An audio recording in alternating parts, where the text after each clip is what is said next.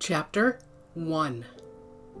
And the Lord called unto Moses, and spake unto him out of the tabernacle of the congregation, saying, Speak unto the children of Israel, and say unto them, If any man of you bring an offering unto the Lord, ye shall bring your offering of the cattle, even of the herd, and of the flock. If his offering be a burnt sacrifice of the herd, let him offer a male without blemish. He shall offer it of his own voluntary will at the door of the tabernacle of the congregation before the Lord. And he shall put his hand upon the head of the burnt offering, and it shall be accepted for him to make atonement for him.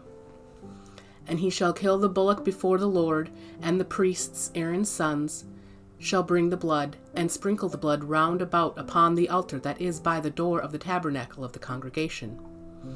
And he shall flay the burnt offering, and cut it into his pieces. And the sons of Aaron the priest shall put fire upon the altar, and lay the wood in order upon the fire. And the priests, Aaron's sons, shall lay the parts, the head, and the fat, in order upon the wood that is on the fire which is upon the altar. But his inwards and his legs shall he wash in water, and the priest shall burn all on the altar to be a burnt sacrifice, an offering made by fire, of a sweet savor unto the Lord. And if his offering be of the flocks, namely of the sheep, or of the goats for a burnt sacrifice, he shall bring it a male without blemish. And he shall kill it on the side of the altar northward before the Lord, and the priests, Aaron's sons, shall sprinkle his blood round about upon the altar. And he shall cut it into his pieces, with his head and his fat, and the priest shall lay them in order on the wood that is on the fire which is upon the altar. But he shall wash the inwards and the legs with water, and the priest shall bring it all, and burn it upon the altar.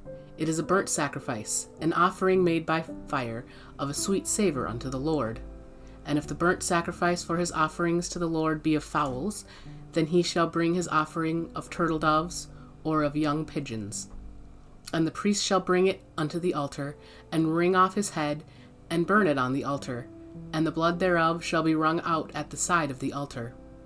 And he shall pluck away his crop with his feathers, and cast beside the altar on the east part, by the place of the ashes.